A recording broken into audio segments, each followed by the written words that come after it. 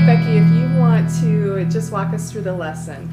Okay, so I went into freshman English classes to give them a little bit of a lesson before they practiced using the EBSCO and the Gale databases to do research on people, leaders or heroes that they had chosen.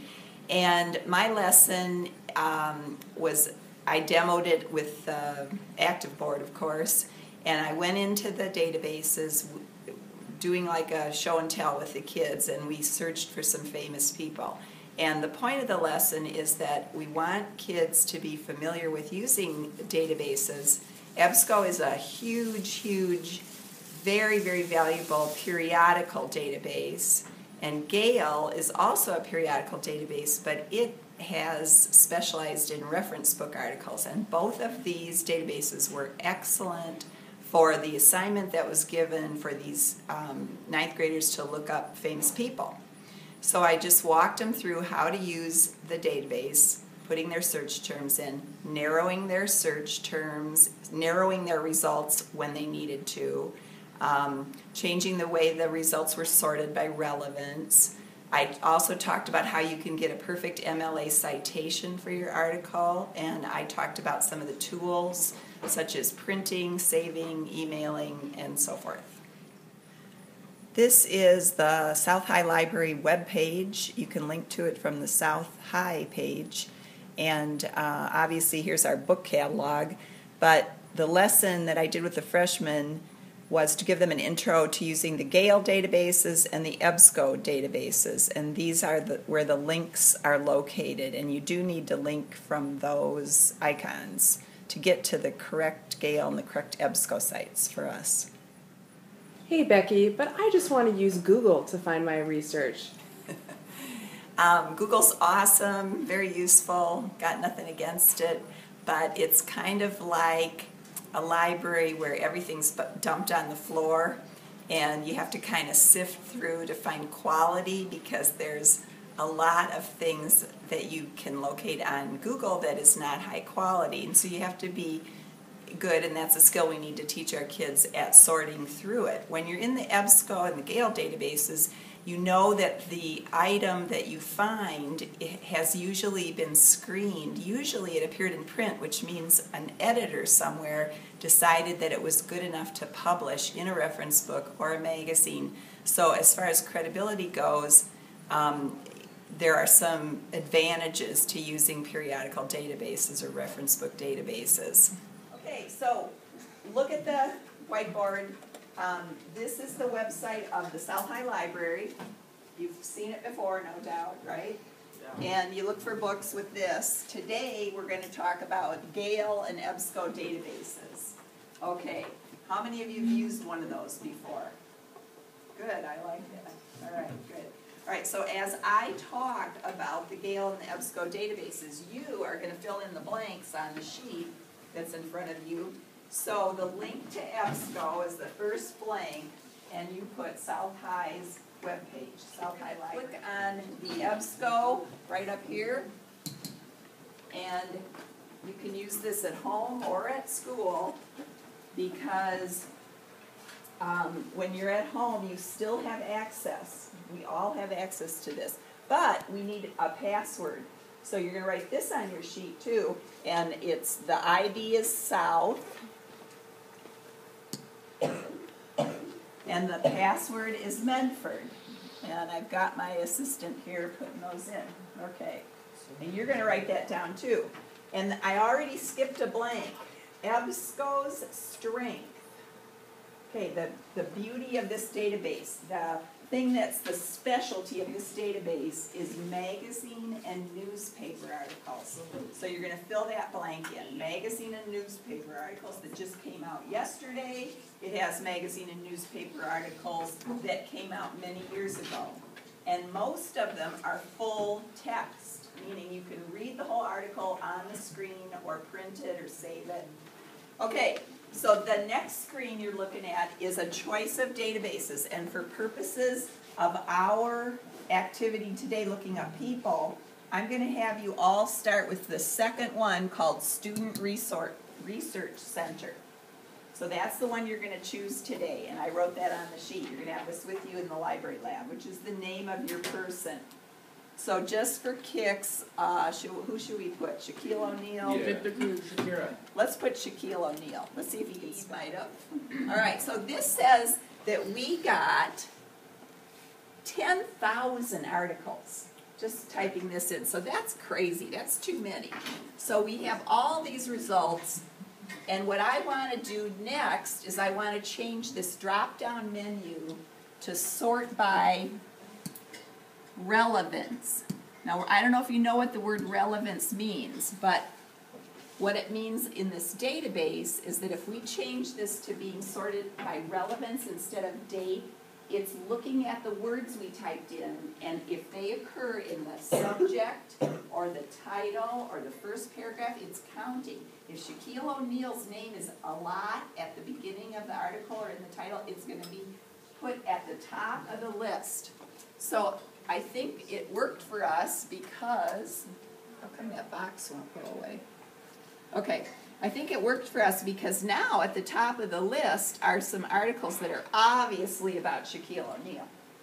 Okay, this one right here, the top one, was in Time magazine in 2012. It's a third of a page long, and this is the full text if I want to read the article. This one is from an encyclopedia. This one is from Sports Illustrated, and it's 4 pages long. Okay, now if I want to click on one of these and show you, I can show you how to cite and all that. Okay, here's a 5-pager. This is about Shaquille O'Neal paying tribute to his mom, but I'm going to show you this one because it's PDF full text instead of HTML. If it's PDF, it's going to look just like somebody took a photograph out of the magazine, so it's going to look like the magazine page, not just, plain typing. Okay, and so here's our article. Cool? Probably many pages long, yes. So this would be a good one for you doing Shaquille O'Neal, maybe, depending on how much there is about him. If it's just about his mom, then maybe not so good. Okay, how do I go back to the list? Does anybody see the word result list? Yep. Okay, so we're going to click on result list and go back to the list. Now, I'm going to show you an HTML one. I'm grabbing any one of them. Okay, this is what mostly they look like. They look like a typed, just a little article. This looks kind of neat because it's looks like it's an interview with him. Now, what if I want to cite this? I've got everything I need. I've got the article title, I've got the author, I've got what magazine it appeared in, the date of the magazine. So all that stuff that your teacher is having you do on the back of the sheet to see if the source is a good source, that's all there for you. There's another automatic way to cite this, and I click on the print command. And by the way, if you want to print these in the library today, if you find a good source, you can print it. But when you click on the print command, you can also come over here to the citation format and change it to MLA, because you guys know MLA is the one we use. It's not the only one there is, though. You guys still paying attention? Okay, so MLA, and then we pretend to print by clicking print, and we cancel the print if it's in our way, and this right here is the perfect MLA citation. So because I have the perfect, already formatted MLA citation with everything that's supposed to be in it for that article, what could I do to get that into my works cited? Copy. Yeah, copy and paste. So it's just done for you. It's kind of neat that way, that you could just automatically get one.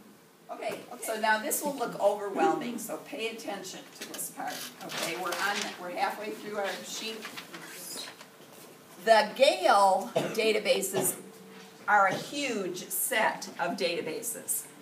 And you are not going to want to search all of them at once because it takes too long. It slows it down. So you're going to scroll all the way through these, and you're not going to choose the criminal justice collection or the culinary arts collection or the environmental study. You're going to go way down to the S's, which is The last one, it has an apple next to it, and it's called Student Resources in Context. And you're welcome to use the other ones, of course, but this is what we're going to use today. And you can use all those other ones too. There's a really good one in there called Opposing Viewpoints for Controversial Issues and stuff. And we're going to type in this search one, we're going to type Oprah. And you know her last name? O-P-R-A-H. Yeah, there you go. Drop down menu. Okay, you got it. All right.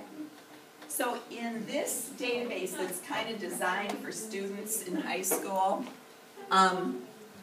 this is how it arranges it. It usually has little subdivisions. So we have Oprah with her picture, we have reference on Oprah, we have featured content, we have primary sources, we have magazines, newspapers, we might have websites, we might have audio. Yeah, here, Oprah.com, the website. So this will give you all kinds of stuff, but it will not have a lot if the person's not fairly important. You know, the person's kind of like there's a new metal band and he's the lead singer, you might find nothing on Gale, okay? But if they're kind of famous, like some of the people you mentioned, you should find a lot. Okay, raise your hand if you remember what the specialty of Gale is that I said 1 minute ago. Yes? Reference articles? Reference book articles. So, view all 9. View all 9. Here's all 9 reference book articles. They've got the little, and now let's see how much they have. This one is from a book called Encyclopedia of African American Culture and History from 2006. This one's from Historic U.S. Events. This one's from Newsmakers. I can pick whichever one I want to or try all of them. I'm just going to click on one and see what comes up. Okay, so here's the article from the reference book about Oprah. Look at how nice and long it is, and these are usually nice and easy to read and go through their life. Oh, this is a really good one, you guys.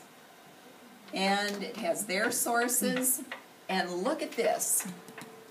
What is that?